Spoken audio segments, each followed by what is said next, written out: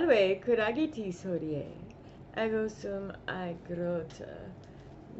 Ego agrota sum. Mea stomachus dolet hodie. Ego ploro. So today's lesson is associated with part 3 of our Paleosynthetist story, The Judgment of Paris. This portion of our lesson is going to discuss noun-adjective pairs. So this is material that would interest you. Go ahead, hit the like and subscribe button and the bell notification to get notified when I upload again next week. My students in middle school, my high school students have a good idea, but my middle school students, they hardly even know what an adjective or a noun is in English, let alone Latin. So we back up and discuss the noun and adjective differences and similarities in English. A noun is a person, place, or thing, a wall, a door, a floor, a table, a dog, a teacher. It's also a proper name, so Aurelia would be a noun. And an adjective describes the noun or a pronoun, another adjective. It could act substantively as well. So we make sure they understand the difference between them in English. Then we move on to Latin, because Latin is, of course, a little bit more involved. In Latin, unlike in English, an adjective must match its noun or pronoun or whatever word it is modifying in gender, number, and case. I explain what modify means, the act of describing or limiting another word. So they must match it in gender, number, and case, but not form. Boy, does this trip students up from the beginning of time until the end. All right. So what do we mean by this? So what do we mean by matching in gender, number, and case? A noun might be neuter, such as verbum verbi. And when you want to modify this word with an adjective, such as magnus, so a large word, you've got to use, first of all, the right gender, which we know with verbum is neuter. So we've got to look at the neuter form of the adjective we're going to use. Since we're using magnus, it's a first, second declension, and it's going to match it in form. Lucky us, okay? But if we'd chosen to use a strong word instead, if we'd chosen fortis forte, we would need to use the neuter form of this third declension adjective. So the way that I drill this into my students, the difference is I give them a list of words, nouns and adjectives, and they need to utilize Latin lexicon. Yes, you can use a paper dictionary for this, or another online Latin lexicon or dictionary system. Latin lexicon is my favorite. It's easy to use. The reason I use an electronic source is that they learn it faster. Flipping through the dictionary like we had to do 20 years ago and hope we've got the right form of the word that's going to take us where we need to go, because you know, if you look up something like ferro and you're looking up latus, you're never going to get from latus to ferro, right, in the dictionary. But the Latin lexicon does actually take you to that as an option. They still have to learn how to use this tool, because it doesn't give you every answer for everything. It is just a dictionary. But the quicker you can get to the information, the faster you can internalize it. So that is the name of the game for these kids. So I will give them a list of words, have them look them up like these, and then they have to list out, like with verbum, they've got to put verbi or just the I if they understand that that's the genitive singular. And they need to put that it's a neuter noun. And if you want them to define it, that as well. Fortis forte, they need to list that it is a two-termination adjective and that it means strength or power. Parvus, they need to put the and the first, second declension adjective and that it means small or little. Have them do this a lot so that they start to recognize what a dictionary is going to give them for a noun, what it's going to give them for an adjective. And they're going to start to see them for what they are. I promise this is the process that gets them to recognize a noun versus an adjective, and that there are a variety of types of adjectives. I don't necessarily start breaking down third declension adjectives too heavily at the 6th, 7th grade level. We focus on first, second, but we bring in some two termination usually two termination, third declensions here and there so that they don't get hung up on matching in form. Form does not equate to gender number case, right? We know this, but this is how they're going to learn it, by seeing it and writing it out. Okay. This is my least favorite thing in the world to have students memorize. In fact, I don't allow it. They come in from 5th, 6th grade to my classroom trying to chant these endings, and I say, nope, knock it off. You won't learn anything this way. I use the chart, I show it to them so that they can see and compare and contrast them. But don't let them chant these. They must chant the full word if they're going to do chants.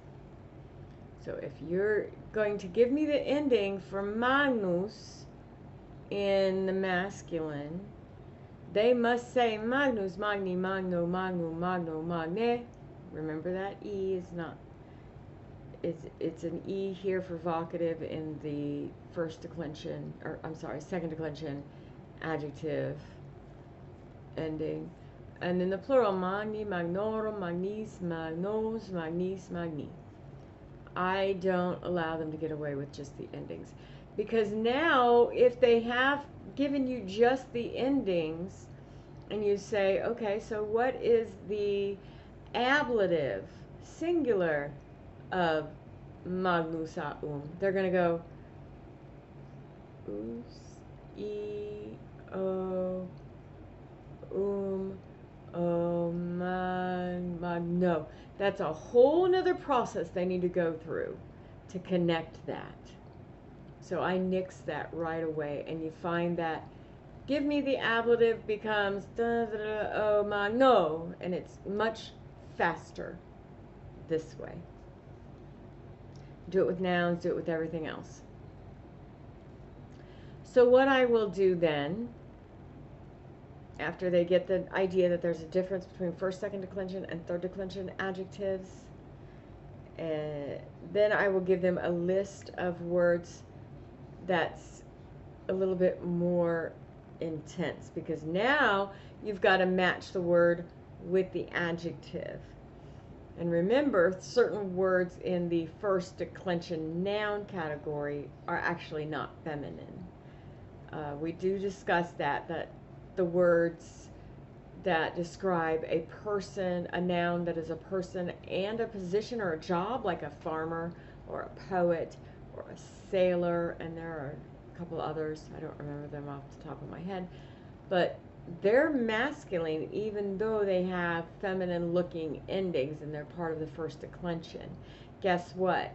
This is the easiest way to make that connection, that they match in gender, number, and case, but not form. Because agricula, anything, is going to take a masculine looking adjective, right? So a happy farmer. Laetus agricola. If you want them to put that in a different case, then of course they're going to have to go with like laetum agricolam, so that it properly matches in gender, number, and case, but not form. And we're going to do this with a lot of different words, and then we're going to start throwing in some third declension. I like two terminations first, third declension adjectives after we've started practicing those declensions. And then they will pick up on the fact that they don't match, they don't look the same. Then we just have little contests. So I will give them specific words, and I will say, all right, you give me a noble girl in the accusative, and they'll run up to the board and write the forms up. Okay. And we make this as quick as possible, not a lot of time to think about it. Oh, you think you know it? I throw the marker at them, they run, boom, and then they hand the marker off to someone else, and it just goes around and round and round and round. And we just keep doing this. And then we step this up to a game. At the beginning of the game, they have 5 minutes to take a piece of paper. Let me find that piece of paper real quick. Here we go. This is the one that I'm going to do in class this week, actually. I will give them this paper with these words on it. I will set a timer. They have 5 minutes to look up whatever they need to look up. If it's just, I can't remember what gravis means, then they'll put what gravis means. Or, oh, I have such a hard time declining asinus. They may throw in a couple declensions of that word. You know, they may throw in the things that they have a hard time.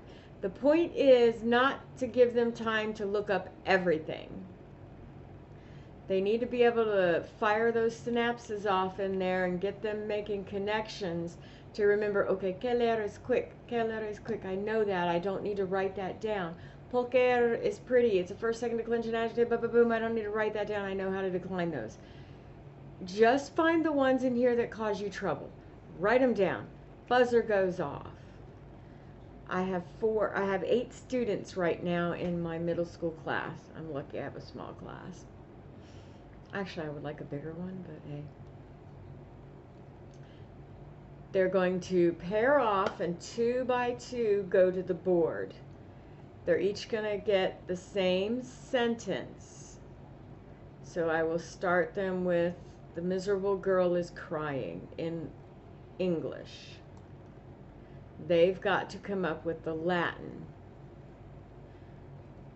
So whichever of the students, and I give them a short amount of time. I wouldn't give more than 2 minutes per at the board for this, okay?